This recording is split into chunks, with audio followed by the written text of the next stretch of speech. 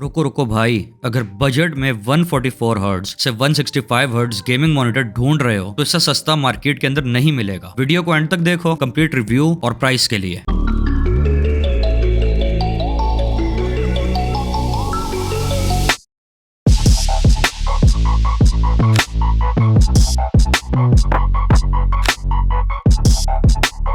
आज का प्रोडक्ट एक बजट चाइनीज गेमिंग मॉनिटर है। अब चाइना का नाम सुनकर टिपिकल पाकिस्तानी की तरह डर ना जाना भाई, 90% टेक गैजेट्स वहां ही बनते हैं। अगर स्पेक्स की बात की जाए तो ये एक 24 inch 1080p full HD 165 hertz IPS gaming monitor है जो कि 1 ms रिस्पॉन्स टाइम के साथ आता है। कुछ इंपॉर्टेंट बेसिक सीख लो, फिर स्पेक्स के बारे में डिटेल में बताता हूँ। 24 इंच स्टैंडर्ड और बेस्ट साइज है मोस्ट लोगों के लिए, और सबसे बड़ा एडवांटेज इसका ये होता है कि 1080p रेजोल्यूशन में इसका PPI इतना होता है कि स्क्रीन काफी शार्प और अच्छी लगती है as compare to a 27 inch 1080p monitor. देखो, मार्केट में ये सीन है कि आपको लॉट की 5 से 10 साल यूज हुई हुई कचरा चीज भी 15 से 30 हजार की रेंज में मिलेगी और उनकी स्क्रीन ऑलमोस्ट तबाह हो चुकी होती है। इसीलिए आई वुड रिकमेंड कि वीडियो पूरी देखो। सो अब डिजाइन और बिल्ड क्वालिटी की बात कर लेते हैं। अगर डिजाइन की बात की जाए तो ये एक मॉडर्न और लेटेस्ट डिजाइन है जिसमें बेजल्स एक्सट्रीमली थिन है, वेट काफी कम है और मॉनिटर बहुत ज्यादा स्लिम है। प्लास्टिक बहुत अच्छा यूज नहीं किया गया, पर हु केयर्स यार, इतना मैटर नहीं करता इस प्राइस रेंज में। मॉनिटर स्टैंड की बात की जाए तो वो काफी स्टाइलिश है और देखने में लगता है कि MSI की कॉपी है यार। और सबसे इंपॉर्टेंट चीज जो मेरे लिए बहुत जरूरी थी वो वीजा माउंट है। शुक्र है कि इस प्राइस रेंज के अंदर इस मॉनिटर के अंदर वीजा माउंट अवेलेबल है। वीजा माउंट बेसिकली यूज होता है मॉनिटर को हवा में माउंट करने के लिए। सो अब स्पेक्स के बारे में बात करते हैं। मॉनिटर 24 इंच है और 1080p रेजोल्यूशन के साथ है। अगर आपकी जेब में पैसे तंग कर रहे हैं आपको, तब भी मैं 1080p से ज्यादा रेजोल्यूशन रिकमेंड नहीं करता मोस्टली जनरल अवाम को, क्योंकि लेस देन 5% लोग 2K या 4K में काम करते हैं या 2K या 4K कंटेंट देखते हैं। बाकी 95% दुनिया और कंटेंट बनाने वाले कंटेंट मोस्टली 1080p के अंदर ही बनाते हैं। IPS पैनल है। IPS की डिटेल में ज्यादा नहीं जाऊंगा, पर अगर आपको आसान अल्फाज में यूजर एक्सपीरियंस के लिहाज से समझाऊं तो VA और TN पैनल के मुकाबले में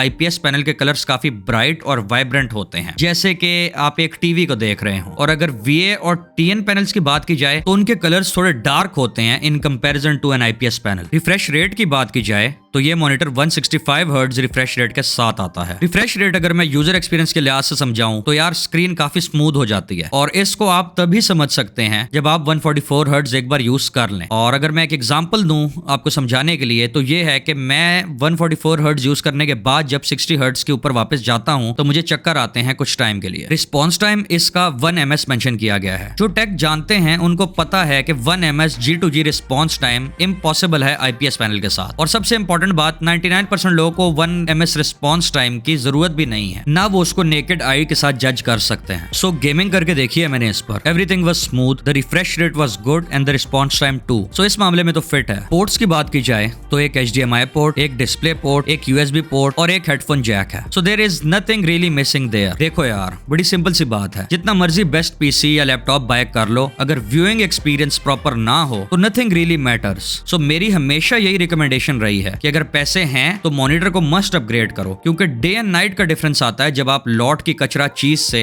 किसी न्यू लेटेस्ट चीज की तरफ आते हैं। अब सुनो काम की बात, 40K के अंदर ये स्पेक्स 2023 में आपको नहीं मिल सकते। So it's close to impossible यार। सो फौरन उठा ले भाई, कुछ पता नहीं है कि इसकी प्राइस भी हाइक कर जाए, फिर मैं जिम्मेदार नहीं होऊंगा। अगर इस वीडियो ने किसी तरह से भी आपको हेल्प किया है तो यार चैनल को सब्सक्राइब करो और वीडियो को लाइक कर दो, इतना तो बनता है यार। अगर आपका कोई भी क्वेश्चन है तो नीचे कमेंट कर दो, मैं सब क्वेश्चंस का पर्सनली रिस्पॉन्स करूंगा। And as always, Allah Hafiz and I will catch you in the next one.